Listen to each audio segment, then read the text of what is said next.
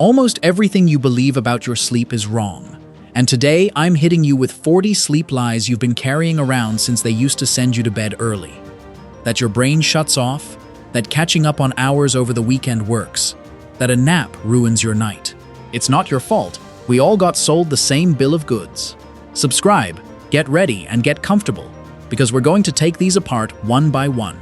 Let's get started. In movies, the sleepwalker walks with their arms stretched out, chasing something from a dream. Completely false from the ground up. Sleepwalking happens during slow-wave sleep, the deepest stage and the one without narrative dreaming. Not during REM, which is when we dream in stories and plots. In that moment, the brain is in a strange state, partly asleep and partly awake, capable of moving the body, but without the awareness or the storyline of a dream behind it. The American Academy of Sleep Medicine estimates that up to 4% of adults have episodes of sleepwalking, and it tends to show up more often when there's a fever, accumulated sleep deprivation, or underlying stress. It's not acting anything out. It's a half-awake brain, walking on autopilot.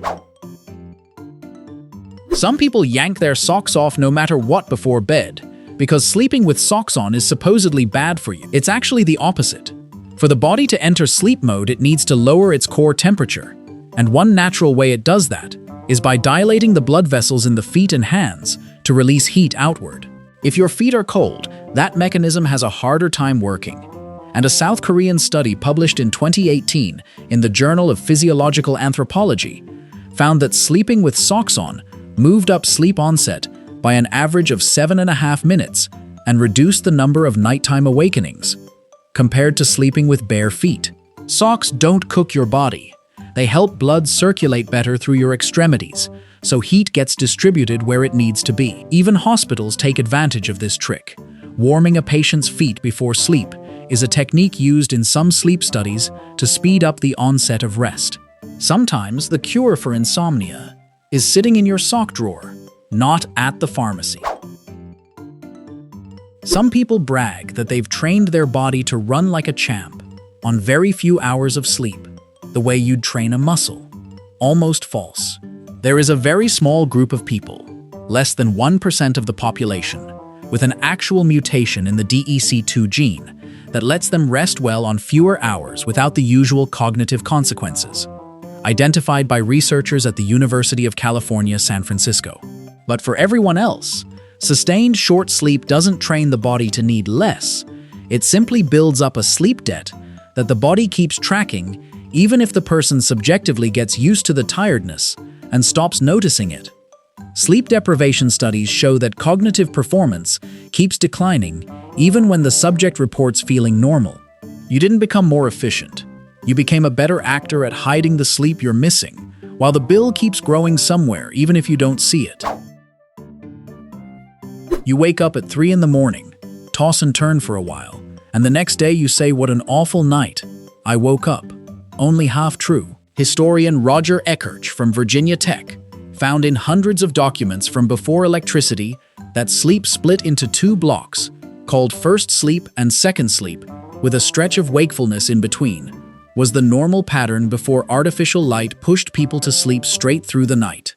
During that in-between stretch, people would read, talk, or simply rest in bed, without getting anxious about it. The real problem today isn't waking up in the middle of the night itself. It's the anxiety of thinking that this has already ruined your whole night's rest. A worry that can end up being the very thing that costs you the most sleep afterward. Sometimes your body isn't broken. It's just following a rhythm older than the light bulb.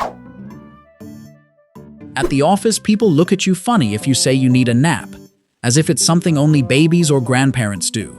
Completely wrong from start to finish. NASA studied the effect of short naps on pilots during long flights and found that a nap of just 26 minutes improved performance by 34% and alertness by 54%. Companies like Google and several universities have added nap spaces precisely because of that evidence. The key is the length, between 10 and 20 minutes, so you don't fall into deep sleep and wake up groggy. Because a nap longer than half an hour can drop you into deep sleep and leave you worse off than before you laid down. It's not a retiree's luxury or a baby's quirk. It's a tool the space agency itself uses, so its pilots don't actually fall asleep in the air. You arrive at a hotel or someone else's house, and you already assume you're going to sleep terribly the first night. That's just how it is. There's no avoiding it. Only half true. The phenomenon is real, and it has a name. It's called the first night effect. And a study from Brown University using imaging showed that in a new place, one hemisphere of the brain stays more alert than the other during sleep. Like a security guard who stays half awake, keeping watch while the rest of you rests. An evolutionary holdover from when sleeping in unfamiliar territory was a real risk. The good news is that effect drops sharply starting the second night in the same place. And bringing your own pillow or keeping your usual bedtime routine helps calm that inner guard down faster. It's not a life sentence. It's an alert mechanism that relaxes as soon as the brain confirms the place is safe. Much like a new dog in someone else's house that sleeps with one ear up on the first night. The classic little glass of wine to relax and sleep like a log. False, even though at first it seems like the opposite. Alcohol does speed up how fast you fall asleep and increases deep sleep during the first half of the night.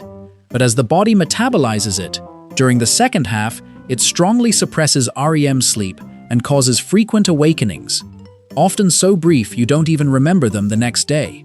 Research on alcohol and sleep shows a nighttime architecture split in two, a deceptively deep first half and a fragmented, light second half. That's why after drinking too much, you might feel like you slept like a rock and still wake up wrecked, without understanding why. It doesn't knock you out. It cuts the power halfway through the movie, right at the scene where you most needed to see clearly what was happening. That's why sleep medicine specialists are clear about it. Using alcohol as a sleep aid ends up working against the very rest you're after. You have a coffee at 6 in the evening, and since you still fall asleep at night anyway, you assume nothing happened. Bad math. Caffeine has a half-life of between 5 and 6 hours in your body, which means at midnight, half of that dose can still be circulating in your system, blocking adenosine receptors, the substance that builds up your natural sleep pressure. A study published in the Journal of Clinical Sleep Medicine found that having caffeine even 6 hours before bedtime measurably reduced total sleep time, even though the participants still managed to fall asleep. You can fall asleep just fine and still get worse quality sleep, with less deep sleep, without consciously noticing the difference. Coffee doesn't stop you from closing your eyes. It robs you of depth while your eyes are closed, like a noisy neighbor who doesn't fully wake you up, but doesn't let you rest peacefully either. Hang on, because in myth number 20, you're going to find out that something you do almost every weekend, convinced it's saving you, actually doesn't give back any of what you lost. The brother-in-law who snores like a chainsaw, and everyone laughs. It's just noise. Right, bad take. Loud, constant snoring can be a clue for sleep apnea, a disorder where the airway closes for a few seconds and the body stops getting oxygen over and over throughout the night. Studies from the American Academy of Sleep Medicine estimate that nearly 1 billion adults worldwide have obstructive apnea, most of them undiagnosed. Every break in breathing sends the heart racing and raises blood pressure, as if someone were elbowing you 100 times a night without you ever knowing it. And over the years, those repeated jabs are linked to higher cardiovascular risk. It's not just an annoying background noise. It's an alarm your body is setting off that almost nobody hears. People tend to think that whoever snores never notices or wakes up from their own noise. Bad take. In cases of sleep apnea, it's common for the person to wake up abruptly with a choking sensation or a loud gasp, those micro-awakenings tied to the breathing pauses. Even though most are so brief, they don't stick in conscious memory the next day. Polysomnography studies, the detailed lab recording of sleep, showed dozens of these brief awakenings per hour in patients with moderate apnea, each lasting just a few seconds, but enough to fragment deep sleep. A person can swear they slept straight through the night, and yet their brain jolted awake dozens of times. something that often only comes to light when someone else in the house describes what they saw or heard. You don't wake up to notice it, you wake up and immediately forget it, which is a very different thing. People tend to lump apnea into the same bag as regular snoring. He snores loud, he must have apnea.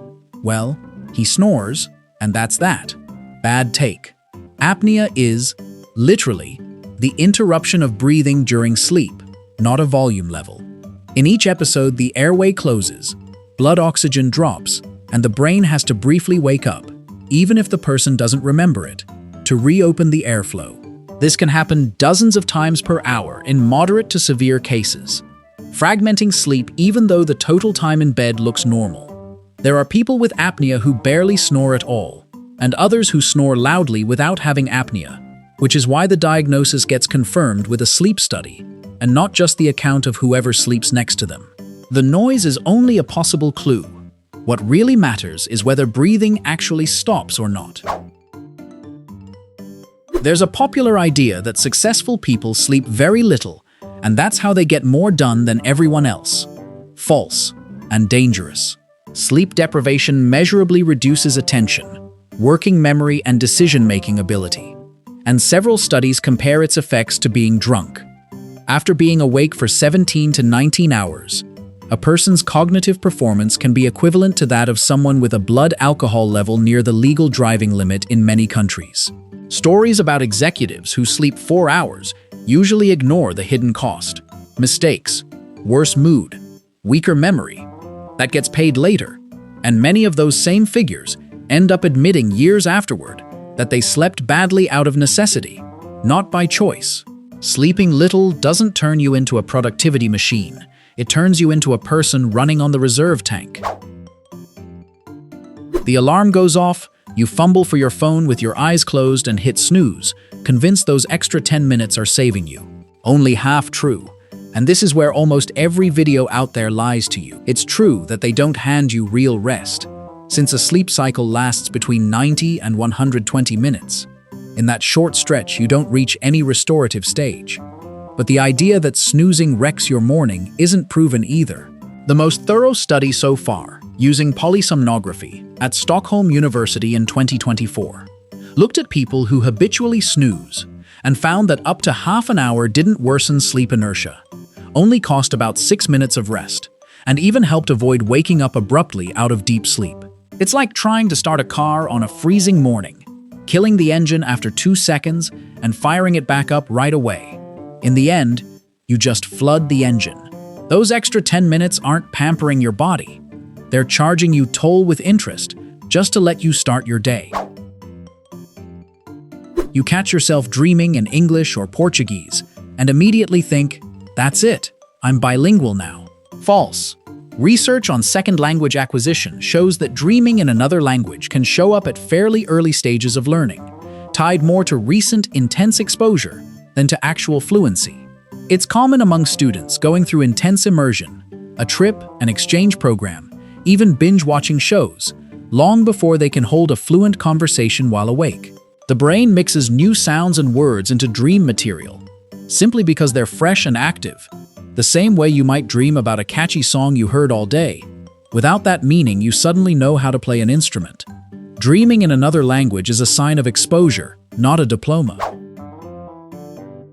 Old age tends to get linked with flat, dreamless sleep, as if that part of the mind switched off with the years. False. REM sleep, the stage tied to the most vivid, story-like dreams, is present throughout your entire life, from the fetus in the womb, where it takes up an enormous share of sleep time, all the way to old age, even though its overall share gradually decreases with age. What does change is your ability to remember those dreams upon waking, which tends to drop in older people, partly because waking up directly from REM, the moment when dream recall is highest, becomes less frequent with age. It's not that the brain stops dreaming, it's that it gets worse at keeping the receipt for what it dreamed, something like still shooting the same number of movies but losing a few copies before you get to watch them. You've heard it 1,000 times. Sleep is like shutting down your computer. The brain just goes on pause and that's it. False. And not by a little. While you sleep, your brain is more active than during many of your waking hours, especially during REM, when brain energy use is similar to being awake and alert. On top of that, during deep sleep, a system kicks in that scientists at the University of Rochester named in 2012 the glymphatic system, a kind of cleanup crew that washes the brain and clears out waste proteins, among them beta amyloid, linked to Alzheimer's. It's as if the deep cleaning shift comes in at night while you think everything's shut down. That nighttime cleanup actually works even better when you sleep on your side than on your back or stomach, according to studies that measured how cerebrospinal fluid circulates depending on posture. The lights don't go out. The maintenance crew's lights turn on. You take a pill, fall asleep almost instantly, and figure you rested like a baby. Almost false. Many sleep medications reduce deep sleep and REM sleep, the two most restorative stages for the body and memory. It's like turning down the volume on the whole concert, but only letting you hear the opening act. Studies in sleep neurology show that sleep induced by these drugs has a different architecture, with fewer complete cycles, even though the person feels like they slept. There are newer alternatives with less impact on sleep structure, but the magic pill that replicates natural sleep still doesn't exist, which is why most clinical guidelines recommend using them for short periods and always under medical supervision, not as a permanent fix. If you have persistent sleep problems, talk to a healthcare professional before starting any treatment. Turning off the lights isn't the same as cleaning the house. A lot of people avoid melatonin because they lump it in with a strong sleeping pill that leaves you like a zombie the next day. False. Melatonin isn't a sedative that shuts down your nervous system. It's a hormone your own pineal gland naturally produces that works as a time signal, telling your body it's nighttime. Its main effect is shifting your internal clock, not knocking you out. Clinical studies show the residual effect the next day is minimal compared to traditional hypnotics, which really can leave you groggy for hours afterward. The most common mistake is the dose. Many supplements pack in 10 times more than what's needed to do the job, when low doses, from 0.5 milligram to 3 milligrams, are usually enough to send the right signal. It's not a hammer for knocking you out. It's more like a closed sign for your body.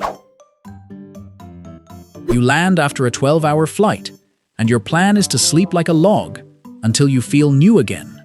Incomplete. Jet lag isn't just tiredness.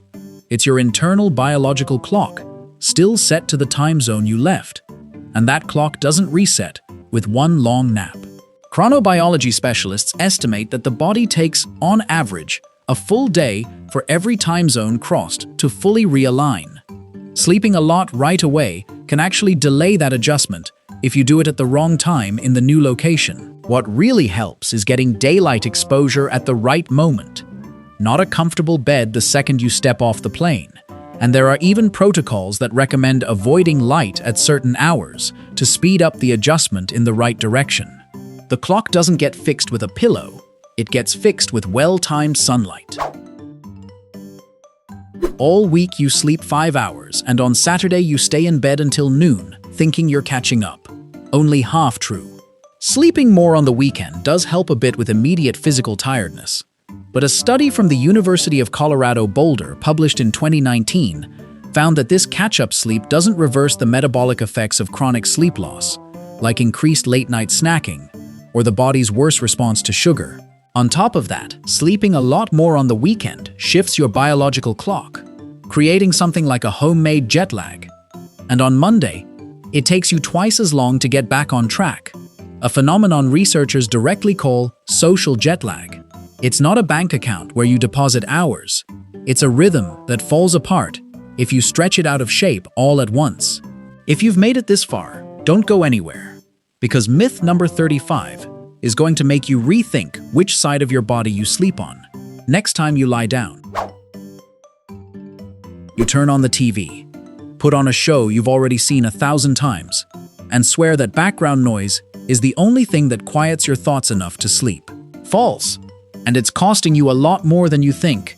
It's true that familiar chatter distracts you from your own anxiety, but leaving the screen on wrecks the architecture of your rest.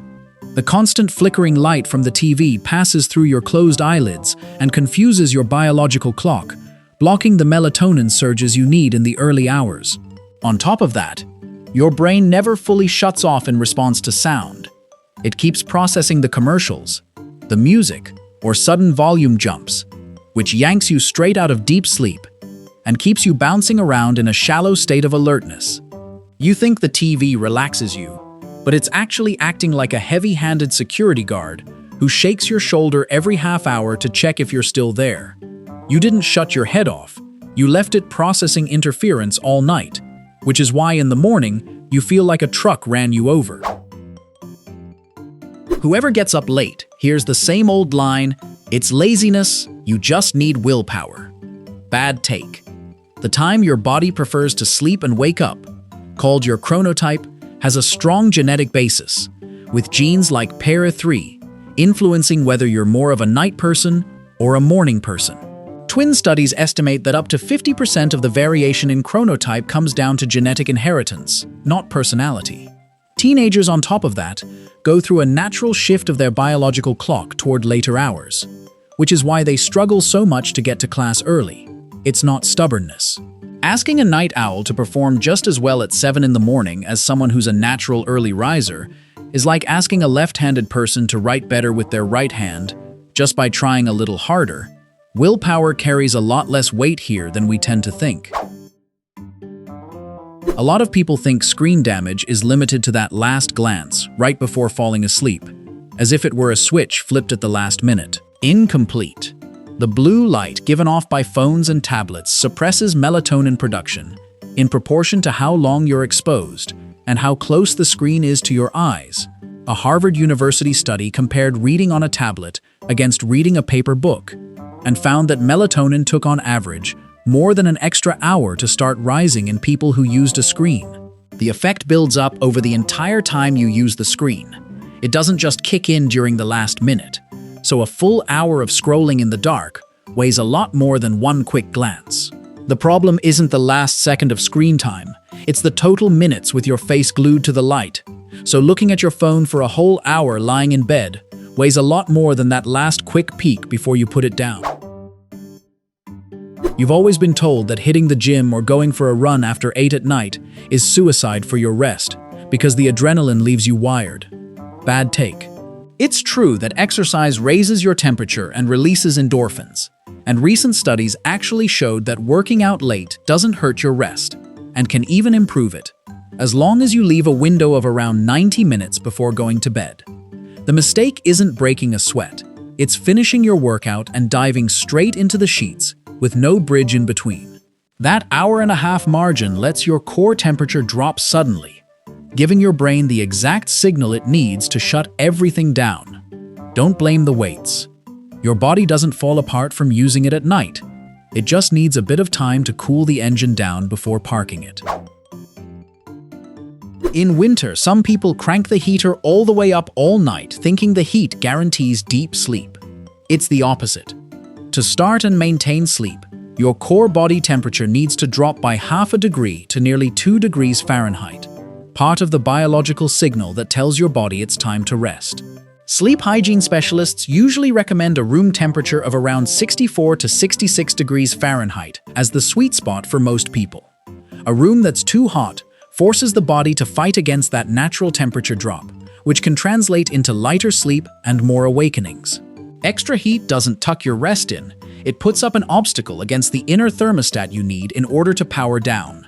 Similar to asking an engine to cool off while you keep hitting the gas. If as an adult you mention having had a nightmare, someone will probably say, "What are you? A little kid?" False. Adults have nightmares too, and in many cases with more emotional weight than childhood ones, especially tied to stress, anxiety, or traumatic experiences. Prevalent studies estimate that between 2 and 8% of adults suffer frequent nightmares, at least one a week, and that figure rises sharply in people with post-traumatic stress. Far from being a leftover from childhood, adult nightmares tend to reflect what's going on in waking life, and there are specific therapies, like imagery rehearsal, that help rewrite the ending of these recurring dreams, with results some studies report as early as the first few weeks of practice. The adult brain is still scared at night. It just no longer has anyone to come pick it up and calm it down. If you keep having the same bad dream over and over, the most common reaction is to brush it off. It's just nonsense in your head. Don't pay it any attention. False. Recurring nightmares, especially the ones that repeat the same scene or emotion night after night, are usually linked to unresolved stress, anxiety, or difficult experiences. And there are specific treatments with solid evidence, like imagery rehearsal therapy, where the person consciously rewrites, while awake, a different ending for the recurring dream, and mentally rehearses it until the brain adopts that new version. Clinical studies show significant reductions in nightmare frequency with this method within a few weeks. Ignoring a nightmare that keeps coming back is like covering up an alarm that always goes off at the same hour, instead of asking yourself why it's ringing, when often just paying attention to it while awake is enough to make it stop insisting while you sleep. The alarm goes off, you jump out of bed, and start your day like nothing happened. Bad take.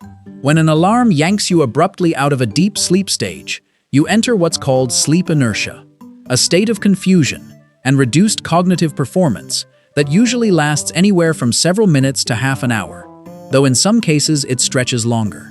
Various studies on abrupt awakenings also show that jolting awake causes sudden spikes in blood pressure and heart rate, similar to a small burst of stress. Coming out of light sleep isn't the same as being yanked out of deep sleep by a blaring alarm, which is why some modern alarms that build up gradually are specifically designed to simulate that ramp instead of the sudden jolt. The body needs a gentle ramp to exit, not a sudden slam of the brakes, even though most alarm clocks are designed exactly the opposite way. You lie down in bed, and 2 minutes later you're already out cold, and you take that as a badge of being a great sleeper. Only half true. Sleep specialists consider a latency time, the stretch it takes you to fall asleep, of between 10 and 20 minutes to be healthy. Falling asleep almost instantly, in under 5 minutes, can actually be a sign of built-up sleep debt. Your body is so worn down that it shuts off the moment it gets the chance. Similar to what happens in the multiple sleep latency tests used in clinics to diagnose excessive sleepiness. It's not necessarily a virtue. A lot of the time it's just the nighttime version of collapsing from exhaustion. Snuffing out like a candle blown out in one breath isn't always elegance. Sometimes it's exhaustion, shouting that it's shown up late, and it's worth paying attention before it turns into something more serious. You check the clock, do the math on how much time you have left until the alarm goes off, and think that calculating it calms you down. It's the opposite. This habit feeds what insomnia specialists call sleep effort, the paradox where the more consciously you try to force yourself to fall asleep, the more your alert system fires up, and the harder it gets. Cognitive behavioral therapies for insomnia, considered the first-line treatment according to multiple clinical guidelines, directly recommend keeping the clock out of sight and avoiding checking the time during the night, because that constant checking is linked to higher anxiety and worse perceived sleep quality. Counting down the hours doesn't relax you. It turns your bedroom into a control room with a built-in stopwatch, and nobody falls asleep well sitting in front of a control panel. It seems like an unimportant detail. The clock's just sitting there telling time after all. False. As already mentioned, with constantly checking how much time is left before you have to wake up, looking at the clock during a bout of insomnia directly feeds anxiety, generating what specialists call cognitive hyperarousal, that state of mental alertness that's the direct enemy of falling asleep. Cognitive behavioral therapy protocols for insomnia include, as a concrete and simple measure, turning around or covering any clock visible from the bed, precisely because the evidence shows that habit of checking the time is linked to more time spent awake and worse perceived rest the next day. It's a minimal change, turning a clock around, with an effect that sleep clinics take very seriously, to the point of including it as a routine instruction in several treatment programs. For a lot of people, insomnia is synonymous with tossing and turning, without shutting an eye, at the start of the night. Incomplete. Clinical insomnia includes waking up many times, lying stiff, staring at the ceiling at 4 in the morning, unable to fall back asleep, or getting up much earlier than planned, and not managing any more sleep even though the body needs it. The International Classification of Sleep Disorders defines it by difficulty starting or maintaining sleep. Two different doors leading to the same problem. In fact, a good portion of insomnia complaints aren't about not being able to fall asleep, but about nighttime awakenings that break the night into pieces. And often that person ends up convinced they slept well because they fell asleep quickly at the start. The problem isn't just starting the match, it's also not finishing it. Since REM is the stage of vivid dreams, a lot of people think it's the only one that actually counts. Incomplete. Slow wave sleep, also called deep sleep or N3, is when the body releases most of its daily growth hormone, repairs tissue, and consolidates physical memory, the kind tied to learned movements and skills. REM, on the other hand, is more tied to emotional memory and creativity. They're two different repair systems. One fixes the body and reorganizes procedural memories. The other processes emotions and builds new connections between ideas. Falling short on deep sleep, even if you get plenty of REM, still leaves you in debt. There's no winning stage. There's a full team working different shifts, and favoring one over the other is like only celebrating the goalkeeper on a team that scored 4 goals total. Since deep sleep is concentrated in the first cycles, some people think that after those initial hours, that's it. The important part is already done. Incomplete. It's true that slow-wave sleep dominates the first half of the night, but as the cycles go on, each lasting between 90 and 120 minutes, the share of REM sleep keeps growing, concentrating especially in the final hours before waking up. Cutting the night short doesn't just take minutes of sleep away from you. It specifically takes away the part with the most REM, essential for emotional memory and creativity. Each cycle serves a different function, depending on when in the night it happens. So trimming the night in the early morning hours is a lot more costly than it looks at first glance. The match has 4 or 5 periods. It doesn't end just because you scored the first goal. There's a popular idea about one single ideal position. You have to sleep on your back. That's the correct way for your spine. Only half true. Sleeping on your back can help align the spine for a lot of people. But for those who snore or have sleep apnea, that position makes it easier for the tongue and soft tissue to fall backward and block the airway even more, making the episodes worse. For women in advanced pregnancy, specialists usually recommend sleeping on their side, particularly the left side, to improve circulation to the uterus. People with acid reflux also tend to sleep better specifically on the left side, because that position makes it harder for stomach contents to travel back up the esophagus, while on the right side, reflux tends to get worse. There's no universally correct position. There's the correct position for each body and each particular condition, so the generic advice of "you have to sleep like this" doesn't help much without knowing the specific case. It's hard to convince a teenager that they need more sleep than their parents. "I'm already grown up, I sleep the same as you." False. Sleep needs change a lot with age. According to the National Sleep Foundation in the United States, newborns need between 14 and 17 hours. School-age kids need between 9 and 11, and teenagers need between 8 and 10, quite a bit more than the 7 to 9 recommended for an adult. On top of that, during adolescence, the biological clock naturally shifts toward later hours, so a 15-year-old who goes to bed late isn't being undisciplined, they're following a real hormonal signal tied to a delay in melatonin release. Asking a teenager to perform well on 6 hours is like asking a body still under construction to run on fewer materials than it needs, which is why several school districts in the United States have started pushing back start times to work with that different biological clock. It seems logical to think that if you're lying still with your eyes closed, your body enters a low-power mode. False. Your basal metabolic rate during sleep is only slightly lower than while awake and at rest, and the brain, which makes up only 2% of your body weight, keeps consuming around 20% of your body's total energy constantly, whether you're asleep or awake, because it stays extremely active processing memory, regulating hormones, and clearing out waste. It's more like a factory that slows down its production pace a bit at night, but never fully cuts the electricity. Your body doesn't unplug while you sleep. It keeps working with the lights dimmed, but the machine's running, burning almost the same energy as when you're sitting awake watching a show. Since sleep looks like a moment of total disconnection, people assume nothing new gets stored in memory then. False. During sleep, especially in REM and deep sleep, the brain actively reactivates and reorganizes the day's memories, strengthening the connections it considers relevant and discarding others, a process called memory consolidation. MRI studies show patterns of brain activity during sleep that replay, in a compressed version, the same circuits that were active while learning something while awake, as if the brain were reviewing the day's notes at a faster speed. Far from being a blank moment for memory, sleep is one of the most active editing and filing processes your head goes through. So much so that some researchers compare that nighttime review to writing up clean notes from a class. The factory doesn't close at night. It changes shifts and works differently. If you don't quite manage to actually fall asleep, you assume those minutes with your eyes closed are time thrown in the trash. False. What's called quiet wakefulness, being relaxed with your eyes closed even without falling asleep, already produces measurable benefits for memory.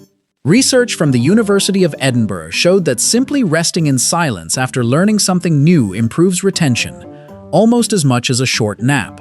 The brain uses those calm minutes to reinforce connections, even if you never crossed over into sleep. Something like leaving a pot covered on low heat instead of turning it off completely. Lying still in the dark is already work, even if it doesn't show up on the hours slept counter. You wake up remembering some really weird dream and think, ugh, I slept terribly. It's the opposite. Dreaming is a normal, expected part of healthy sleep, especially during REM, which takes up between 20 and 25% of a typical adult's night. In fact, people who go through several complete sleep cycles tend to remember more dreams, precisely because they had more REM stages, not fewer. What does affect your rest is waking up abruptly in the middle of those stages, or not completing full cycles, not the simple fact of remembering that you dreamed. Dreaming a lot isn't evidence of a crime. It's evidence that the engine was running properly all night long, just as it should. And with that, we've made it through all 40 sleep myths. If you've made it this far, hit like, subscribe, see you next time to debunk more myths.